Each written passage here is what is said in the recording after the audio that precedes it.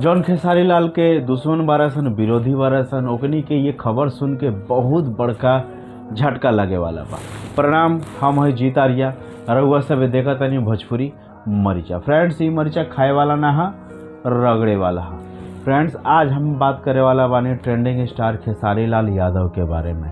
Trending star उनकरा के एहिंगा ना कहल जाला। 2022 में पूरा भोजपुरी के गायक, पूरा भोजपुरी इंडस्ट्री उनकरा के टक्कर ना देवे सकल। 2022 में पूरा यूट्यूब पे वो छाइल रहा हन 2 गाना के वजह से।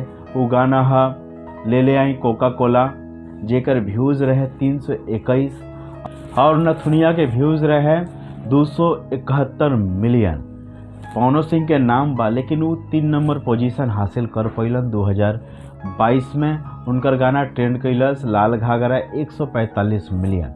लेकिन बाकी पूरा भोजपुरी इंडस्ट्री पर कब्जा जमैलन 2022 में खेसारी लाल यादव। उनकरा टक्कर के बॉलीवुड के जौन रीमेक गाना बनेला उहो ना रहे। पूरा यूट्यूब पर 2022 में अगर केहू का गाना पूरा छाइल रहे, पब्लिक ज़्यादा प्यार देलस, बहुत ज़्यादा सुनलस, वो खेसारी लाल यादव के गाना रहे। तो फ्रेंड्स, जे उनकर विरोधी बा, ये खबर सुन के उनकरा झटका लागल और बहुत सारा जौन बारह सन वो कुछ दिन के बाद में एक उल्टा रिव्यू करिया सन और बताइया सन कि खेसारी लाल यादव के गाना चले के कारण का है।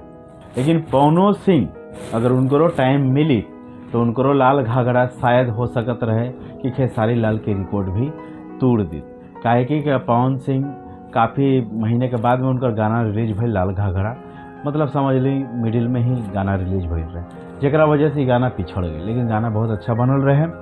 तो फ्रेंड्स, ये तो आगे पीछे लागल रहेला, कल केहू आगे बात, परसों केहू आगे रही।